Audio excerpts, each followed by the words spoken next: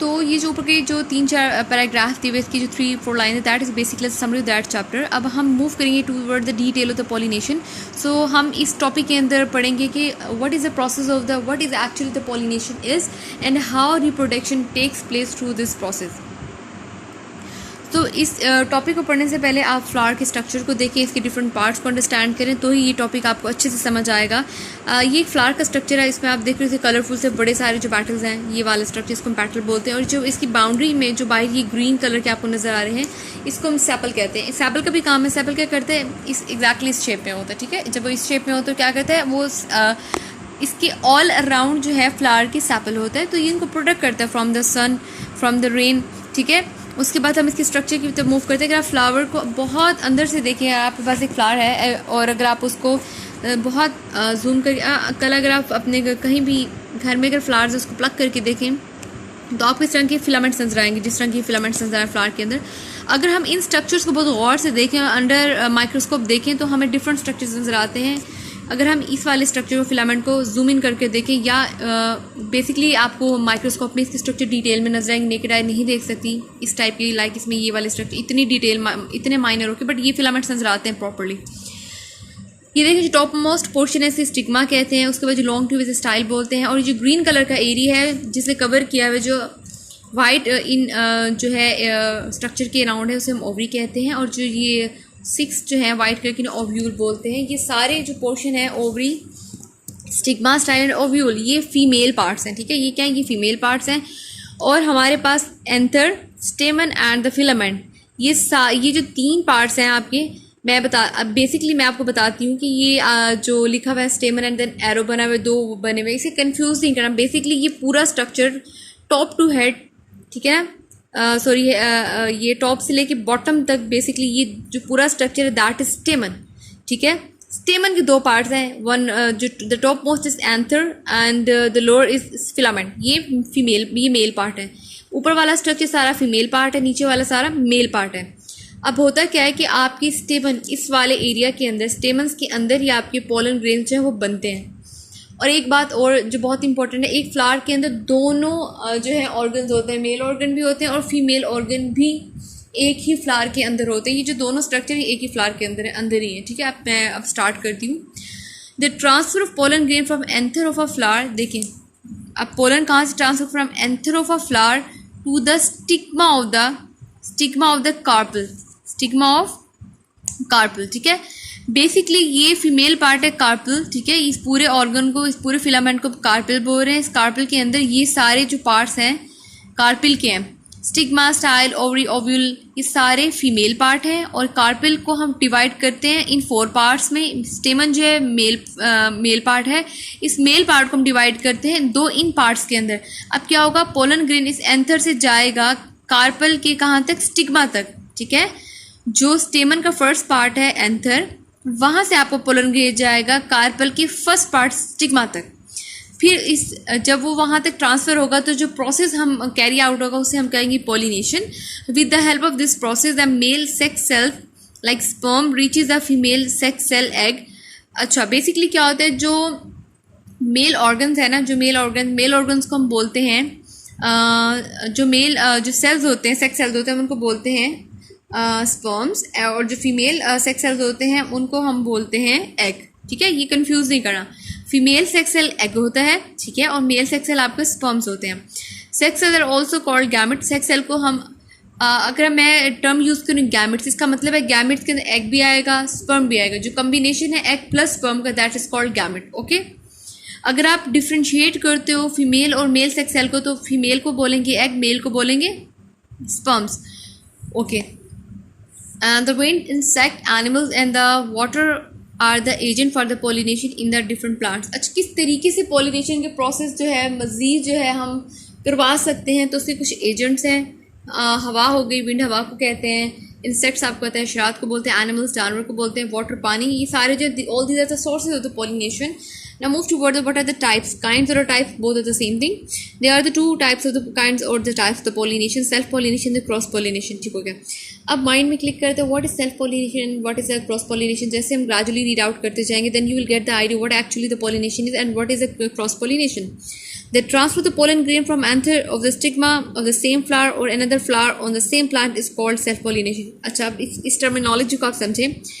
Pollen grains का transfer होना anther से कहाँ तक, स्टिग्मा. वही बात, वही पोलिनेशन में जो नॉर्मली क्या होता है, पोलन ग्रेन कहाँ से कहाँ जा रहे हैं, स्टेमन से स्टिग्मा तक जा रहे होते हैं ना. ठीक है, ये तो पता है ना आपको.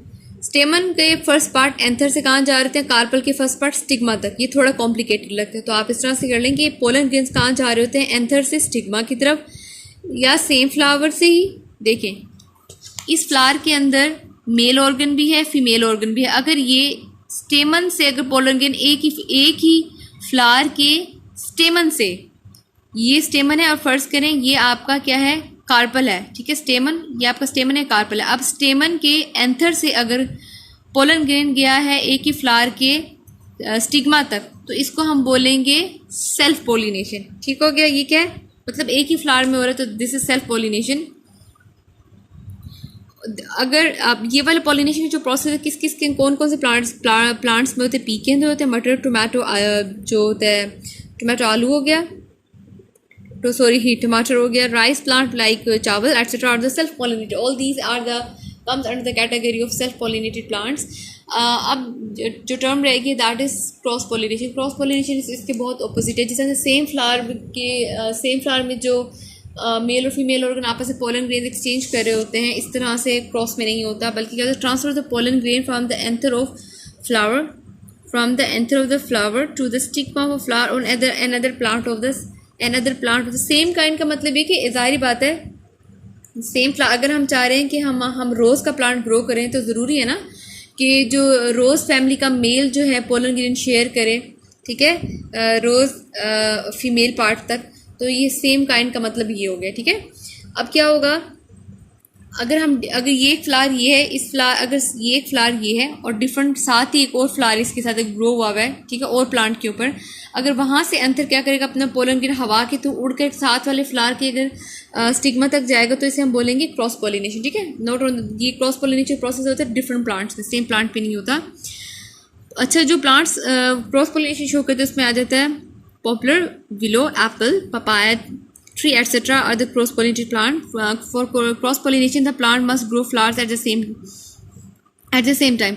ठीक है, क्रॉस पोलिनेशन के लिए ज़रूरी है कि जो प्लांट्स हैं वो ग्रो करें सेम टाइम पे. ठीक है, ताकि उसके और दोनों के ऑर्गन जो है इनफ मेच्योरली ग्रो हों. ठीक है, ताकि क्रॉस पोलिनेशन प्रोसेस जो प्रोसीड हो सके. ऐसे नहीं कि एक इमेच्योर प्लांट है और एक मेच्योर प्लांट है. उसके बाद हम मूव करते हैं नेक्स्ट लाइन की तरफ. Cross pollination usually happens in the plants near each other. Cross pollination हमेशा ऐसा होता है, देखिए इस तरीके से, जिस डायग्राम में शो किया बिल्कुल करीब. या तो इंसेक्ट आपका पोलन लेके जाएगा, इंसेक्ट लेकर गया, या तो यहाँ इस फ्लावर से उस फ्लावर तक, या फिर हवा के थ्रू उड़ कर इधर से इधर गया, या फिर कोई एनिमल आया जिससे टच किया इसकी बॉडी को, उसकी बॉडी के साथ पोलन के स्टिक हुए और वो मूव किया सेकेंड प्लांट तक, तो वहाँ उसने स्टिग्मा तक इसको ड्रॉप कर दिया. ठीक हो गया. Some flowers have special features. Okay, I have missed one line. The cross pollination will happen in the plant near to each other. ये concept clear होगा आपको. Cross pollination produce stronger plant as compared to self pollination. Cross pollination से stronger plants grow करते हैं as compared to self pollination. Some flower have special feature that favor cross pollination. और कुछ plants के अंदर इस तरह के भी characteristics होते हैं जो favor करते हैं cross pollination को, such as colored petal, long and sticky stigma and nectar and the fragrance. ये सारे के सारे करेक्टर्स जो है ना, पेटल्स का बड़ा होना, लॉन्ग और स्टिकी स्टिग्मा होना, नेक्टर और फ्रेगनेंस का ज़्यादा होना, इससे क्या होता है, क्रॉस पोलिनेशन के चांसेस ज़्यादा हो जाते हैं. ठीक है, उसके बाद है एजेंट ऑफ द पोलिनेशन. अभी हमने बिल्कुल अभी भी पोलिनेशन स्टार्ट में पढ़ा था. कौन से एजेंट्स हैं, हवा है, इंसेक्ट्स हैं, बर्ड्स हैं, bats etcetera. All these are the pollinators हैं. जो एजेंट है जो कॉज करते हैं पोलिनेशन को, हम उनको बोलते हैं पोलिनेटर्स. अब पोलिनेशन विंड के थ्रू कैसे होती है, the wind pick up the pollen grain from one flower and blow it into another. तो वही बात है, हवा आएगी एक फ्लावर से दूसरे फ्लावर तक लेके जाएगी पोलन ग्रेन को. Wind pollinated plant have the long stamens and the carpel. Most grasses depend upon wind for their pollination. ठीक है, जो विंड वो पोलिनेशन जो हवा के थ्रू होती है, उनके अंदर उनके स्टेमन्स भी लॉन्ग होते हैं और कार्पल भी लॉन्ग होते हैं. ठीक है, दोनों अगर लॉन्ग होंगे तभी तो हवा के थ्रू उड़ के वो दूसरे वाले स्ट्रक्चर से स्टिक हो जाएगा, जुड़ जाएगा. ज़्यादातर फ्लावर्स जो हैं वो पोलिनेशन को विंड के थ्रू करते हैं. फिर एनिमल्स की बात करते हैं, पोलिनेशन एनिमल्स के थ्रू कैसे होती है. Insects and some other animals can also transfer pollen grain when they move from one flower to another flower. ठीक है, वही बात मैं बता रही थी। अगर इंसेक्ट्स जिस तरह से यहाँ दिखा हुआ है, इंसेक्ट अगर एक फ्लावर से उड़ के दूसरे फ्लावर तक जाएगा तो क्या करेगा, पोलन ग्रेन ट्रांसफर करेगा। Bright colour petals, charming shapes, nectar guides and pleasant smell attract the animal toward the flower. Insect कैसे फ्लावर की तरफ जाएंगे, अगर फ्लावर्स में क्या क्या कैरेक्टरिस्टिक होंगे उसके, अगर इंसेक्ट कैसे जाएगा फ्लावर की तरफ, उसको अगर उसके पेटल बहुत कलर्ड लगेंगे, बहुत चार्मिंग, बहुत अट्रैक्टिव लगेंगे, शेप फ्लावर की अच्छी लगेगी उसको, नेक्टर गाइड है उसको लग रहा है कि वो नेक्टर यहाँ बना सकता है और उसकी स्मेल बहुत प्यारी लगेगी, दैन एनिमल या प्लांट जो है, एनिमल या इंसेक्ट्स पर उड़ कर जाएंगे इस तरह के फ्लावर की तरफ। ठीक हो गया, जिस तरह से यहाँ देखिए यहाँ पर दिखाया गया है। ठीक है, pollen grains have the rough and the sticky surface due to which they stick to the animal body. अच्छा, पोलन ग्रेन्स की सरफेस जो स्मूथ नहीं होती, अगर स्मूथ हो तो वो उसे चिपक नहीं सकेगा, स्टिक नहीं कर सकेगा। ये जो रफनेस ऑफ सरफेस है ना उसकी, वो इसको एबल करती है that it would get attached with the animal bodies. And the next topic is the kind of reproduction. So before reproduction, there is another topic, that is pollination by water. Pollination by water is not common, but a few plants release their pollen grain into the water. The pollen grains move slowly along the water current and reach other aquatic plant, Hydrilla, Vallisneria, etc. or the water pollinated plants. अच्छा, अब देखिए pollination, अगर जो water की जो pollination होगी ये उन्हीं में होगी जो कहाँ पे रहते होंगे, जो पानी में, जो समंदरों में, दरियाओं की डेप्थ में जो प्लांट्स ग्रो करते हैं ना, उनमें जो पॉलिनेशन का सोर्स है वो वाटर के थ्रू होता है। कि दो प्लांट्स जो है वो पानी की डेप्थ में ग्रो कर रहे हैं और पानी ने क्या करना है, वाटर करंट किसे कहते हैं, जो पानी की लहर है उसके थ्रू क्या होगा, पानी अपनी वेव के थ्रू एक प्लांट दूसरे प्लांट तक क्या ट्रांसफ़र करेगा, पोलन। तो ये कहाँ किस चीज़ में कॉमन है, ये प्लांट्स की एग्जाम्पल दी हुई हाइड्रीला, वेलिसनीरिया। ये जो पॉलिनेशन का प्रोसेस जो वाटर के थ्रू है दैट इज़ वेरी रेयर, ये बहुत कम उपेश होता है कि जो प्लांट्स हैं वो वाटर के पॉलिनेट करें, that's a very rare one. अब टाइप्स ऑफ रिप्रोडक्शन या काइंड्स ऑफ रिप्रोडक्शन की बात करते हैं कि रिप्रोडक्शन कितनी टाइप्स के होते हैं। Plants can reproduce in different way, plants का जो रिप्रोडक्शन का तरीका है बहुत डिफरेंट है। Non flowering plants reproduce by producing spores, flowering plant produce seeds. Okay, वो प्लांट्स जिनके फ्लावर्स नहीं होते तो किस तरीके से अपनी रिप्रोडक्शन के प्रोसेस को कंटिन्यू करते हैं, थ्रू स्पोर्स, वो पैदा करते हैं स्पोर्स। ठीक है, वो वाले प्लांट जिनमें फ्लावर्स प्रोड्यूस होते हैं वो सीड के थ्रू रिप्रोडक्शन का प्रोसेस शो करते हैं। The type of the reproduction in which cell from only one parent develop into offspring is called asexual reproduction. वो टाइप जिसके अंदर वो सेल, ठीक है, वो टाइप ऑफ रिप्रोडक्शन जिसके अंदर सिर्फ एक सेल पेरेंट का क्या करता है, डेवलप होता है इनटू ऑफस्प्रिंग, कहते हैं बच्चों में या जनरेशन बनना, उसी से उसकी नेक्स्ट जनरेशन बनना या उसकी औलाद बनना, जिसे हम ऑफस्प्रिंग कहते हैं। Various methods of the asexual reproduction are common found in the plants. We already have studied cutting, grafting and layering in the plant in the previous classes. Cutting का पता होगा ना आपको, कट करते, ग्राफ्ट करते हैं, एक प्लांट को कट करके दूसरे प्लांट के साथ उसका पार्ट जोड़ देते हैं। ठीक है, उसे हम ग्राफ्टिंग कहते हैं। सारे जो प्रोसेस है एसेक्सुअल रिप्रोडक्शन के, ठीक है, जिसमें दो पेरेंट इन्वॉल्व हो, जिसमें एक ही पेरेंट से क्या हो, रिप्रोडक्शन हो। When two gametes, one from the each parent, combine to form a zygote, दो गैमेट्स कौन से, एग और स्पर्म, दो डिफरेंट पेरेंट है ना, एक मेल पेरेंट है एक फीमेल पेरेंट है, वो दोनों क्या करें, अपनी गैमेट्स शेयर कर रहे हैं, एक एग और एक स्पर्म, तो उसकी कम्बिनेशन से जो स्ट्रक्चर बनता है उसे हम zygote कहते हैं। इस प्रोसेस को हम कहते हैं sexual reproduction. Flowers responsible in the plants for sexual reproduction, जो फ्लावर्स के अंदर जो प्रोसेस ऑफ रिप्रोडक्शन है that is sexual reproduction. The zygote formed in this process transform into seed, और जो ज़ाइगोट है ट्रांसफॉर्मेशन के बाद, तब्दीलियों के बाद क्या बना देगा, सीड बन जाएगा। अब हम आते हैं फर्टिलाइजेशन की। फर्टिलाइजेशन क्या होती है प्लांट्स के अंदर? फर्टिलाइजेशन का मतलब ये है एग और स्पर्म्स का आपस में फ्यूज़ होना। ठीक है, इस प्रोसेस को हम कहते हैं फर्टिलाइजेशन। ठीक है, फर्टिलाइजेशन की डिटेल पढ़ते हैं। The surface of the stigma in a flower sticky and the pollen grain stick to it. ठीक है, जो सर्फेस है स्टिग्मा क्या है, फीमेल पार्ट है, वो स्टिकी होता है। ठीक है, जैसे ग्लू स्टिकी होती है, तो हमारे पास स्टिग्मा क्या होता है, स्टिकी होता है। और जो पोलन ग्रेन्स हैं वो स्टिकी होने की वजह से स्टिग्मा उस पर पोलन ग्रेन कहते हैं चिपक जाता है, स्टिक हो जाते हैं उसके साथ। Here a pollen tube grow out from each pollen grain, फिर क्या होगा, पोलन ट्यूब ग्रो करेगी। ठीक है, ग्रो आउट करेगी हर पोलन ग्रेन में से। ठीक है, two sperms are present in this pollen tube. अब दो जो स्पर्म्स होंगे वो क्या होंगे, इस पोलन ट्यूब के अंदर ग्रो करेंगे। हमें पता है कि एंथर से क्या आता है, पोलन, एंथर के अंदर से क्या आता है आपका, पोलन ग्रेन आता है। ठीक है, वो कहाँ जाता है, आपकी फ्लावर के स्टिग्मा तक जाता है। फिर स्टिग्मा क्या करती है, जब पोलन ग्रेन को अपने साथ स्टिक कर लेती है तो उसके नतीजे में क्या होता है, उसके रिजल्ट में क्या होता है, पोलन ट्यूब ग्रो करती है। जो पोलन ट्यूब ग्रो करती है उसके अंदर 2 स्पर्म्स होते हैं। स्पर्म्स क्या होते हैं? मेल सेक्स सेल प्रेजेंट होते हैं पोलन ट्यूब के अंदर। The tube grow downward through the style and enters the ovary. हमने जो स्ट्रक्चर देखा था ये वाला, देखें ऊपर वाला स्टाइल, ऊपर वाला पोर्शन स्टिग्मा है ना, स्टिक एंथर क्या करेगा? यहाँ पे ड्रॉप करेगा पोलन ग्रेन्स को। पोलन ग्रेन्स क्या करेंगे? स्टिग्मा से स्टिक हो जाएंगे। फिर क्या होगा? इन स्टिग्मा इन आपस में स्टिग्मा और पोलन ग्रेन के स्टिक होने की वजह से एक स्ट्रक्चर ग्रो करेगा जिसे हम पोलन ट्यूब कहेंगे। पोलन ट्यूब के अंदर क्या हो जाएगा? ये ट्यूब है। पोलन ट्यूब में क्या होंगे? 2 स्पर्म्स होंगे, ठीक है। ये 2 स्पर्म्स क्या करेंगे? 2 sperms are present in the pollen tube, 2 sperms pollen tube में प्रेजेंट होंगे।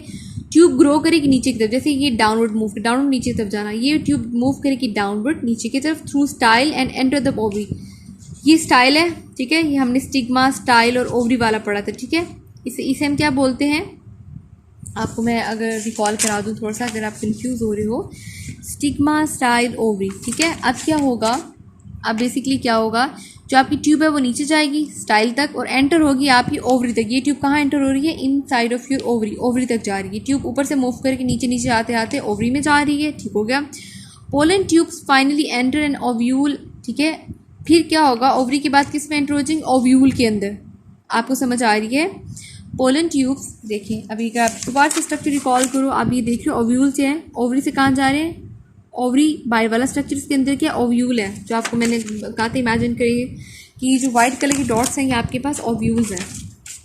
अब क्या होगा कि ट्यूब जो है फाइनली आपके ओव्यूल में आ जाएगी, एंटर होगी और रिलीज़ कर देगी स्पर्म्स इनटू इट। क्योंकि इस पोलन ट्यूब के अंदर स्पर्म्स थे, तो उसने क्या किया? डाउनवर्ड मूव किया, ओवरी से ओव्यूल तक एंटर हुई। फिर उसने क्या किया? उसे रिलीज़ कर दिए स्पर्म्स ओव्यूल के अंदर। One of the sperm combine with the egg to form zygote. अब क्या होगा? एग जो है, जो कि आपके ओव्यूल के अंदर, वो एक एग था वो एक स्पर्म से फ्यूज़ हो जाएगा, ठीक है। वो बना देगा जाइगोट का स्ट्रक्चर। जो अदर स्पर्म है वो कंबाइन हो जाएगा with an other cell to make the store of the food, ठीक है। और बाकी जो स्पर्म है और सेल के साथ क्या करेगा? फ्यूज़ हो जाएगा और क्या बनाएगा? फूड का स्टोर बनाएगा, ठीक है। Is that clear? अब इनमें डायग्राम इन्होंने दिखाया है बड़ी डिटेल में कि आपके पास ये पोलन ग्रेन है, ठीक है। जैसे ही पोलन ग्रेन आपके स्टिग्मा से स्टिक होंगे वो पोलन ट्यूब बनाएंगे। पोलन ट्यूब के अंदर आपके स्पर्म्स हैं, 2 स्पर्म्स होते हैं। फिर पोलन ट्यूब क्या करते हैं? ग्रेजुअली मूव करते करते ओवरी तक जाते हैं, ओवरी से ओव्यूल के अंदर जाते हैं। ओव्यूल में क्या? एग है, एग से फ्यूज़ होंगे। एक स्पर्म फ्यूज़ हो जाएगा एग के साथ, जाइगोट बनाएगा। जो दूसरा वो क्या? स्टोर ऑफ द फूड बनाएगा, ठीक है। फूड का स्टोर बनाएगा। चेंजेस क्या आते हैं फर्टिलाइजेशन के बाद? अब fertilisation several changes takes place in the flower, the sepal, petal and the stamen dry up and fall off, ठीक है। जब फर्टिलाइजेशन का प्रोसेस कंप्लीट हो जाता है, upon completion of the fertilisation sepal, petal, stamen जो होते हैं ड्राई होकर गिर जाते हैं और जो fertilised egg inside the ovary develop into embryo.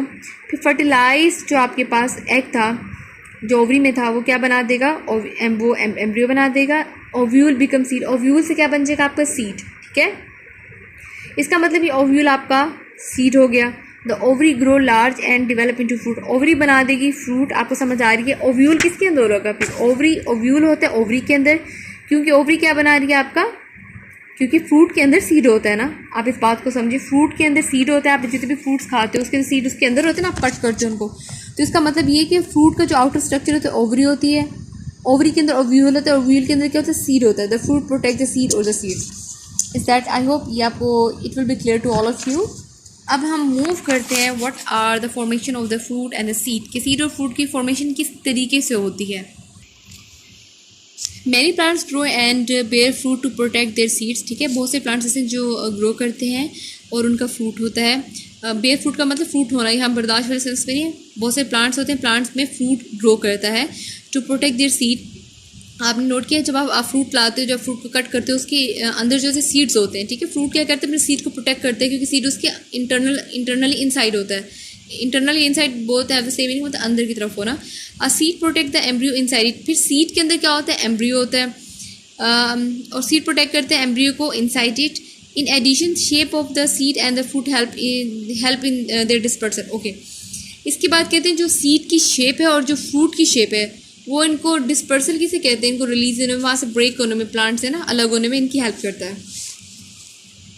अब हम बात करते हैं सीड की। After fertilisation and ovule become a seed, हमने भी प्रीवियसली पढ़े फर्टिलाइजेशन के बाद ओव्यूल सीड बन जाता है और embryo and it store of the food are covered by the tough seed coat. अभी हम पढ़े थे कि जो 2 स्पर्म्स होते हैं, एक स्पर्म फ्यूज होके एग के साथ जाइगोट का स्ट्रक्चर बनाता है, और जबकि दूसरा वाला स्टोर ऑफ द फूड बनाता है।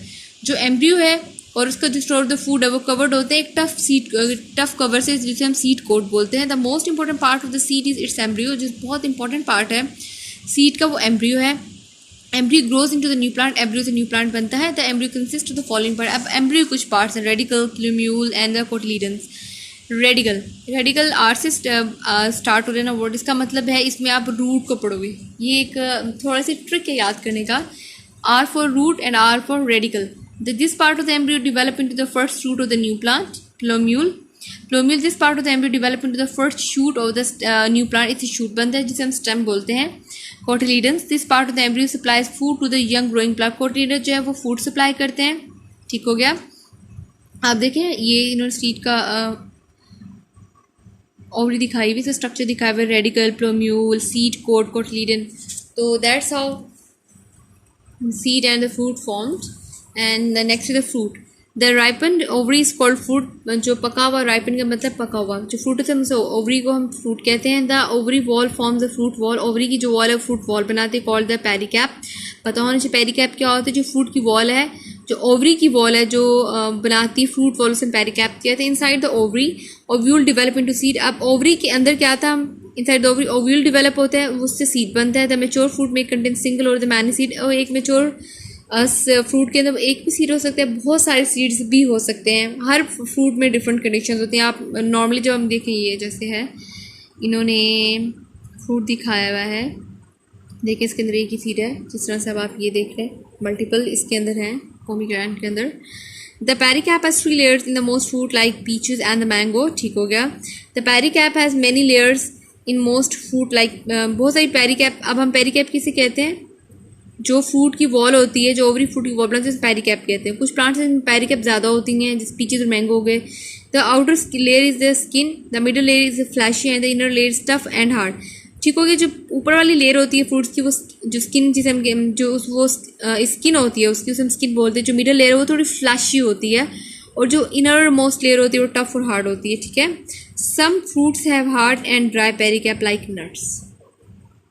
आई होप आपको डिटेल समझ आ गई होगी। It's not a tough chapter, तो आई होप आपको बेसिक कॉन्सेप्ट्स भी क्लियर हुए होंगे।